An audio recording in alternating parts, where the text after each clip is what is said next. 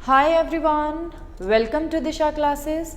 और मैं उम्मीद करती हूँ कि मेरी वीडियोस आपको पसंद आ रही होंगी और आपको किसी न किसी एग्ज़ाम की प्रिपरेशन में ज़रूर हेल्प कर रही होंगी। आज की वीडियो में हम डिस्कस करेंगे चैप्टर 16 पार्ट 23। चैप्टर 16 हमारा है developing pricing strategies and programmes. इस चैप्टर के 22 पार्ट्स ऑलरेडी अपलोडेड हैं। अगर अभी तक आपने नहीं देखे तो आप हमारी मार्केटिंग की प्लेलिस्ट को विजिट कर सकते हैं। आज की वीडियो में हमारा टॉपिक होगा अडेप्टिंग द प्राइस। इससे पहले वाली कुछ वीडियोस में हमने जो टॉपिक डिस्कस किया है वो था प्रोसेस ऑफ सेटिंग प्राइस, कि कंपनी जब अपने प्रोडक्ट का प्राइस सेट करती हैं तो उन्हें एक प्रोसेस को फॉलो करना पड़ता है और उस प्रोसेस में टोटल 6 स्टेप्स थे। उन 6 स्टेप्स को फॉलो करके ही कंपनीज अपने प्रोडक्ट का प्राइस सेट करती है।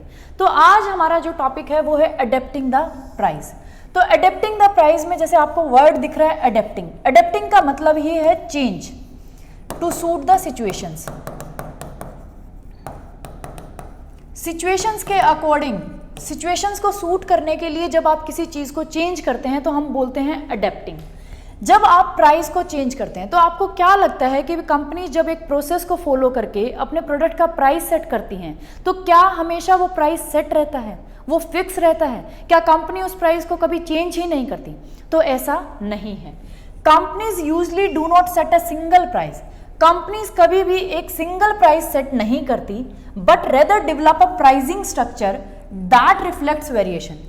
कंपनी कभी भी अपने प्रोडक्ट के लिए एक सिंगल प्राइस सेट नहीं करती, रेदर वो क्या करती है, एक प्राइसिंग स्ट्रक्चर डेवलप करती है जिसमें वेरिएशंस दिखती हैं। Variations in geographical demand and cost, क्योंकि डिफरेंट ज्योग्राफीज में, मतलब जो आपकी लोकेशंस हैं, ज्योग्राफिकल एरियाज हैं, उनमें आपकी डिमांड और कॉस्ट अलग अलग है, तो उन वेरिएशंस को दिखाती हैं। मार्केट सेगमेंट्स की रिक्वायरमेंट्स अलग अलग हैं, किसी मार्केट सेगमेंट की रिक्वायरमेंट ज़्यादा है, किसी मार्केट सेगमेंट की रिक्वायरमेंट कम है। परचेज टाइमिंग्स अलग अलग हैं, ऑर्डर के लेवल्स अलग अलग हैं। कोई कस्टमर जो आपके बल्क में क्वांटिटी खरीदता है, कोई कस्टमर आपके बल्क में क्वांटिटी नहीं खरीदता, सिंगल पीसेस को खरीदता है। डिलीवरी फ्रीक्वेंसी क्या है, कितनी जल्दी जल्दी आपकी उस कस्टमर को डिलीवरी हो रही है या उस जगह पे डिलीवरी हो रही है। गारंटीज क्या है, सर्विस के कॉन्ट्रैक्ट्स क्या है, या अदर फैक्टर्स क्या हैं। तो बहुत सारे फैक्टर्स हैं जिनकी वजह से कंपनीज कभी भी अपने प्रोडक्ट के लिए एक सिंगल प्राइस सेट नहीं करती। कंपनीज क्या करती हैं, एक प्राइसिंग का स्ट्रक्चर बनाती हैं और उस प्राइसिंग स्ट्रक्चर में हमें दिखता है वेरिएशंस। वेरिएशंस का मतलब है कि डिफरेंट ज्योग्राफिकल डिमांड और कॉस्ट की वजह से अलग अलग प्राइसेस होते हैं, डिफरेंट परचेज टाइमिंग्स की वजह से अलग अलग प्राइसेस होते हैं, ऑर्डर के लेवल्स की वजह से डिफरेंट प्राइसेस होते हैं। तो इन सभी की वजह से जो हमारा प्राइस है वो क्या होता रहता है, change to suit the situations. क्योंकि अब आप खुद देखें कि भी एक ज्योग्राफिकल एरिया है जहां बहुत ज्यादा डिमांड है, तो वहां आप प्राइस कैसा सेट करेंगे, हाई, क्योंकि आपकी डिमांड बहुत ज़्यादा है। लेकिन एक ज्योग्राफिकल एरिया है जहां आपकी डिमांड बिल्कुल नहीं है, तो आप वहां प्राइस कैसा सेट करेंगे, लो, मतलब जहां ताकि डिमांड इंक्रीज हो। तो अलग अलग फैक्टर्स हैं बहुत सारे। या फिर परचेज की टाइमिंग्स हम देख सकते हैं कि भी एक परचेज का टाइमिंग ऐसा है जब पीक सेल हो रही है आपकी। जैसे मान लो आप एयर कंडीशनर्स बना रहे हैं, एसी है, तो वो गर्मियों में तो ये काम करेगा। तो जो आपका परचेज टाइमिंग है कि किस टाइम पे आप परचेज कर रहे हैं, उस टाइम पे आप क्या कर सकते हैं, जो बिल्कुल पीक टाइम है आपकी सेल्स का, जैसे समर्स, तो उस टाइम आप प्राइस हाई सेट कर सकते हैं। लेकिन जैसे ही विंटर्स आते हैं, आपको लग रहा है कि भी परचेज की टाइमिंग सब बहुत कम हो जाएंगी, परचेज की जो टाइमिंग है आप उसको देखते रहे विंटर सीजन, तो आप प्राइसेस को क्या कर देंगे, लो। तो बहुत सारी वेरिएशंस हैं जिनकी वजह से प्राइसेस को चेंज करना पड़ता है। इसलिए कभी भी कंपनी एक सिंगल प्राइस को सेट नहीं करती, वो एक प्राइसिंग स्ट्रक्चर बनाती है जिसमें हमें अलग अलग वेरिएशंस दिखने को मिलती है अलग अलग फैक्टर्स की वजह से। As a result of discounts, allowances and promotional support, a company rarely realizes the same profit from each unit of the product that it sells. ये कह रहा है डिस्काउंट्स की वजह से, हम डिस्काउंट्स देते हैं कस्टमर्स को, या अलाउंसेस की वजह से, या जो हम प्रमोशनल स्पोर्ट एक्टिविटीज करते हैं, जैसे एक के साथ एक फ्री देते हैं, या हम सेल्स चलाते हैं 30% ऑफ प्रमोशन करने के लिए, तो उनकी वजह से कंपनी को कभी भी हर एक यूनिट जो भी वो अपने प्रोडक्ट की बेचती है उस पर सेम प्रॉफिट रियलाइज नहीं होता। मीन्स मान लो जब आपने स्टार्टिंग करी, प्रोडक्ट लॉन्च किया 100 रुपीज का, तो 100 रुपीज पे मान लो आपको 10 रुपए प्रॉफिट के बच रहे थे, लेकिन आपको क्या लगा, थोड़े टाइम बाद आपको लगा कि भी डिस्काउंट देना चाहिए, या आपने कोई प्रमोशनल स्पोर्ट एक्टिविटी करी, मान लो आपने एक के साथ एक फ्री किया, तो अब जो आप 100 वाली चीज़ है, 100 में 2 प्रोडक्ट्स दे रहे हो, तो आपका जो प्रॉफिट है क्या वो सेम प्रॉफिट रियलाइज करोगे आप? नहीं। तो बहुत बार ऐसा होता है कि भी डिस्काउंट्स की वजह से, अलाउंसेस की वजह से, या जो हमारी प्रमोशनल स्पोर्ट एक्टिविटीज़ होती हैं उनकी वजह से कंपनीज को कभी भी ऐसा नहीं होता कि भी हर एक प्रोडक्ट आइटम जो वो बेच रही हैं अपना, उन पे उनको सेम प्रॉफिट रियलाइज हो। हर एक यूनिट पे जो भी वो बेच रही हैं उन पे उनका जो प्रॉफिट होता है वो सेम नहीं होता। किसी पे हो सकता है कभी कभार 1 रुपया बचे, तो किसी पे हो सकता है 10 रुपये बचे। तो वो डिपेंड करता है डिस्काउंट्स पे, अलाउंसेस पे, आपकी एक्टिविटीज़ पे। Here we will examine several price adaptation strategies। यहाँ इस टॉपिक में हम देखेंगे कि बहुत सारी प्राइस एडेप्टेशन स्ट्रेटजीज हैं कि भी आप बहुत बार प्राइजेस को चेंज करते हैं, प्राइस चेंज करके आप कुछ स्ट्रेटजीज को फॉलो करते हैं। जैसे जोग्राफिकल प्राइसिंग करते हैं आप, जोग्राफिकल एरियाज के अकॉर्डिंग या लोकेशंस के अकॉर्डिंग आपके प्राइजेस क्या होते हैं, डिफरेंट। जैसे अब आप खुद सोच के देखें, आपकी कंपनी है वो इंडिया में है, इंडिया के भी किसी एक पर्टिकुलर स्टेट में होगी, मान लो आपकी हरियाणा में है, क्लियर। तो अब मान लो जब आपकी इंडिया के अंदर, हरियाणा के अंदर है, तो यहाँ जब आपकी जो सेल्स होगी उस पे आपको जो ट्रांसपोर्टेशन के चार्जेस देने पड़ेंगे वो कम देने पड़ेंगे, तो आप यहाँ प्राइस सेट कर सकते हैं 100। लेकिन जब यही जो आपके हरियाणा में मैन्युफैक्चरिंग हो गई, यही प्रोडक्ट साउथ की तरफ जाएगा, तो क्या आप प्राइस उसे 100 पे ही बेचेंगे? नहीं, क्योंकि यहाँ आपकी ट्रांसपोर्टेशन कॉस्ट इंक्रीज होगी, तो आप हो सकता है इसे 120 रुपीज़ में बेचें।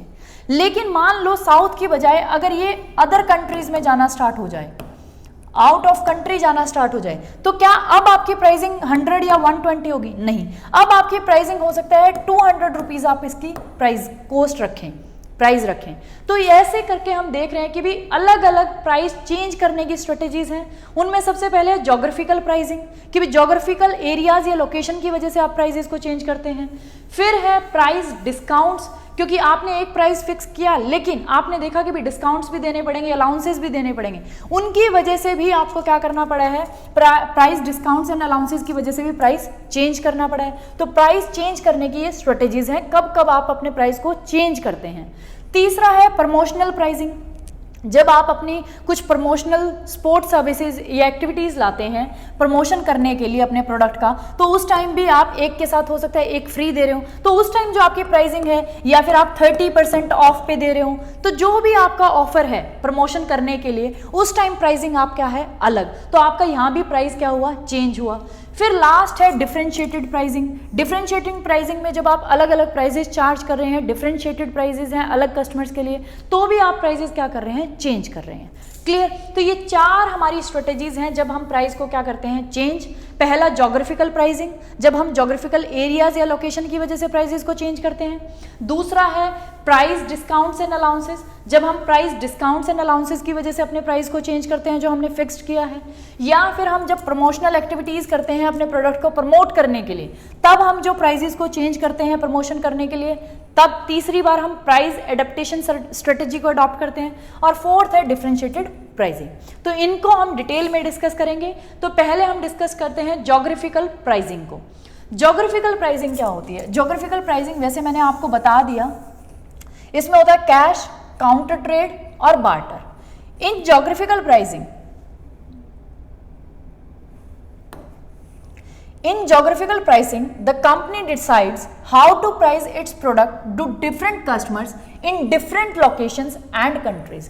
ये कह रहा है जब हम जोग्राफिकल प्राइसिंग की बात कर रहे हैं तो कंपनी डिसाइड करती है कि वो अपने प्रोडक्ट के लिए डिफरेंट कस्टमर्स जो डिफरेंट लोकेशंस पे या डिफरेंट कंट्रीज में है उनसे क्या प्राइस चार्ज करेगी। Should the company charge higher prices to distant customers to cover the shipping cost और a low price to win additional business. ये कह रहा है जो कंपनी अपने प्रोडक्ट के लिए हाई प्राइस चार्ज करे जो दूर के कस्टमर्स हैं, ताकि जो उनकी शिपिंग कॉस्ट आई है हाई उसको कवर करने के लिए, या फिर उनसे एक लो प्राइस चार्ज करे एडिशनल बिजनेस को गेन करने के लिए, तो अब कंपनी के पास चॉइसेस हैं। मीन्स यहाँ हमने देखा जोग्राफिकल प्राइजेज में कि भी कंपनी को ये डिसाइड करना है कि भी जो उसके डिफरेंट कस्टमर हैं डिफरेंट जोग्राफिकल एरियाज में, लोकेशंस में या कंट्रीज में, उनसे वो क्या प्राइस चार्ज करे। तो दो ऑप्शंस हैं, या तो वो अपने जो दूर के कस्टमर्स हैं उनसे हाई प्राइस चार्ज कर सकती है क्योंकि उसके जो शिपिंग की कॉस्ट है वो एक्स्ट्रा आ रही है, अब क्योंकि वो दूर के कस्टमर्स हैं, एक्स्ट्रा शिपिंग चार्जेस कंपनी को पे करने पड़ रहे हैं। या फिर वो उनसे लो प्राइस चार्ज करें क्योंकि दूर के कस्टमर्स जुड़ेंगे तो उसका बिजनेस एडिशन हो रहा है, बिजनेस एडिशनल बिजनेस वो गेन कर रहा है, तो उसकी वजह से उसे लो प्राइस करना चाहिए। तो यहाँ जो कंपनीज हैं उनको डिसाइड करना है हाई प्राइस या लो price. How should it account for exchange rates, और कैसे, अगर मान लो वो आउट ऑफ कंट्री जा रहे हैं तो हर एक कंट्री की अपनी अपनी करेंसी है और करेंसी को एक्सचेंज रेट जो है वो अलग अलग है, तो उनको कैसे डील करें। And the strength of different currencies, और कुछ कंट्रीज की करेंसी बहुत ज़्यादा पावरफुल होती हैं और किसी की करेंसीज बहुत ज़्यादा वीक होती हैं। तो ऐसे कंपनीज को बहुत ज़्यादा डिसाइड करना है कि भी उनके पास बहुत सारी सिचुएशंस है, हाई प्राइस करें या लो प्राइसेस करें, और जो एक्सचेंज रेट्स हैं उनको कैसे डील करें, या जो डिफरेंट कंट्रीज़ की करेंसीज हैं, किसी की स्ट्रेंथ करेंसी की बहुत ज़्यादा है, कोई करेंसी बहुत वीक है, तो उनको कैसे डील करें। Another question is how to get paid, और अब दूसरा क्वेश्चन आता है कि भी अब उनसे पेमेंट कैसे ली जाए। This issue is critical when buyers like sufficient hard currency to pay for their purchase. ये कह रहा है, और ये इशू सबसे इंपॉर्टेंट जब हो जाता है जब बायर के पास हार्ड करेंसी नहीं है अपने परचेज के लिए पे करने के लिए। अगर आपका जो बायर है उसके पास हार्ड करेंसी है अपनी परचेज के लिए पे करने के लिए, तो ये इशू है ही नहीं, वो आपको करेंसी दे देगा, हार्ड करेंसी दे देगा, आप उसे प्रोडक्ट्स डिलीवर कर दो। लेकिन अगर आपके बायर के पास हार्ड करेंसी नहीं है पे करने के लिए, तो ये जो आपका इशू है वो बहुत ज़्यादा क्रिटिकल हो जाता है। Many want to offer other items in payment, और बहुत बार तो क्या होता है, बायर जो हमारा होता है वो हमें पेमेंट के बदले कुछ अदर आइटम्स ऑफर करता है। A practice known as counter trade, और इस प्रैक्टिस को हम बोलते हैं counter trade. And US companies are often force to accept if they want the business, और यूएस में तो मोस्टली ऐसा होता है कि अगर कंपनीज को बिजनेस करना है तो उन्हें काउंटर ट्रेड को एक्सेप्ट करना पड़ता है। तो अब यहां देखें कि भी आपके सामने एक नई टर्म आई है, काउंटर ट्रेड। मीनिंग आपको क्लियर हो गया होगा।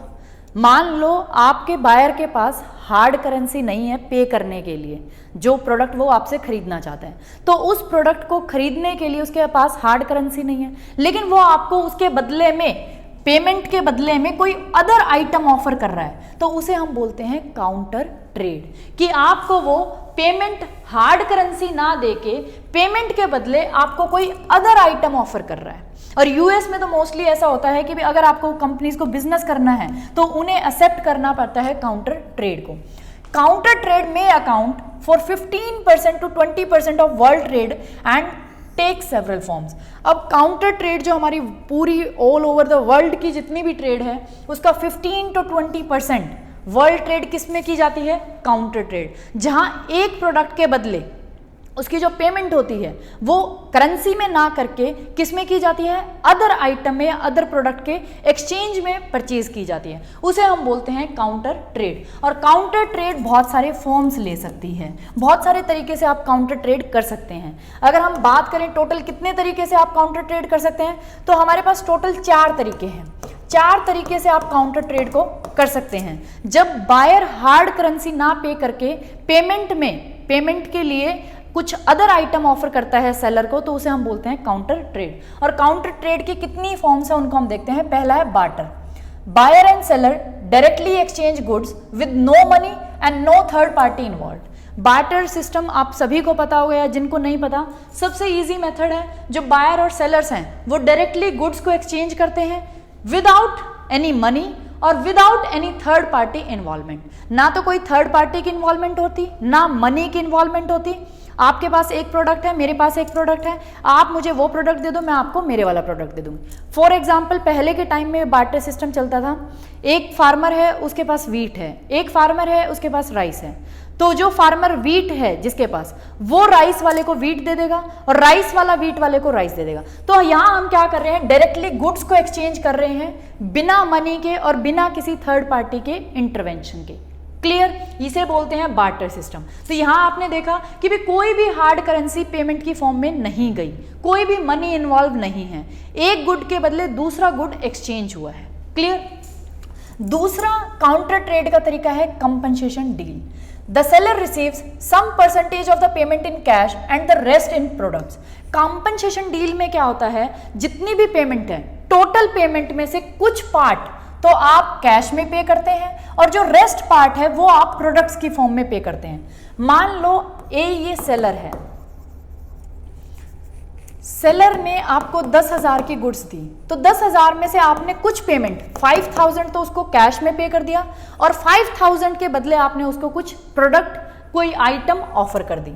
British aircraft manufacture sold planes to Brazil for 70% cash and the rest in coffee. ये कह रहे हैं ब्रिटिश की एक एयरक्राफ्ट मैन्युफैक्चर था जिसने ब्राजील को प्लेन्स बेचे, जिसकी 70% जो पेमेंट करी वो किसने करी, कैश में करी, और जो रेस्ट पेमेंट थी 30% वो उन्होंने किस में एक्सेप्ट करी, कॉफी खरीद के। तो ब्रिटिश जो ये मैन्युफैक्चर था इसने ब्राजील से 70% तो कैश ले लिया और 30% क्या ले लिया, कॉफी। तो इसे हम बोलते हैं कंपनसेशन डील। जब जो आपकी टोटल पेमेंट है, टोटल पेमेंट में से कुछ पार्ट तो पेमेंट का आप कैश में रिसीव करें और कुछ पार्ट आपको प्रोडक्ट आइटम्स की फॉर्म में मिले।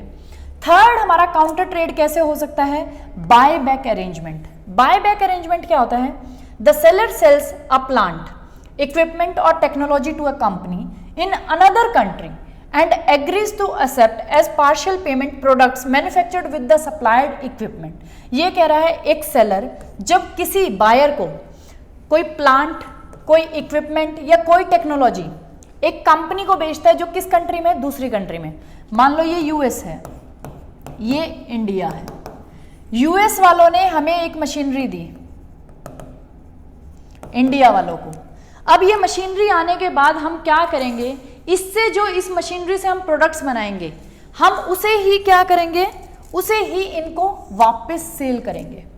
तो इसे हम बोलते हैं बाय बैक एग्रीमेंट कि भी पार्शियल पेमेंट जो है वो तो इंडिया क्या करेगा, इसको आधी पेमेंट तो कैश में कर देगा इस मशीनरी के लिए, लेकिन आधी पेमेंट नहीं करेगा, आधी वो कहेगा कि भी आपकी मशीनरी से जो मैं गुड्स बना रहा हूं उन्हीं गुड्स को आपको मुझसे खरीदना पड़ेगा पेमेंट के बदले में। तो इसे हम बोलते हैं buy back arrangement.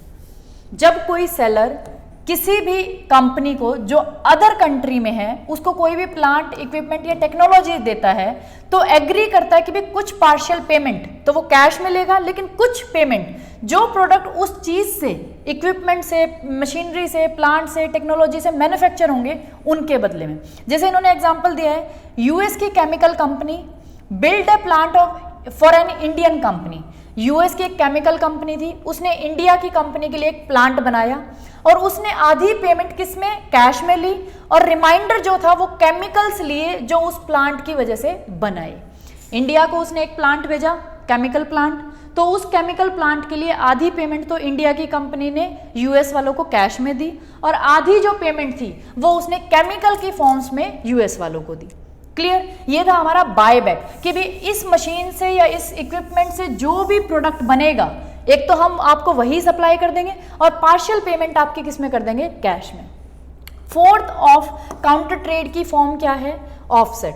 The seller receives full payment in cash for a sale overseas but agrees to spend a substantial amount of the money in that country within a stated time period। इसमें offset में क्या होता है, एक company दूसरी company से जो भी चीज परचेज कर रही है उस कंट्री की, तो उसके लिए पेमेंट तो फुल किस में कर देती है, कैश में, लेकिन वो एग्री करती है कि भी उस कैश पेमेंट में से कुछ अमाउंट वो उसी कंट्री में स्पेंड करेगी, किसी ना किसी की फॉर्म में इन्वेस्ट करेगी और कुछ स्टेटेड टाइम पीरियड के अंदर।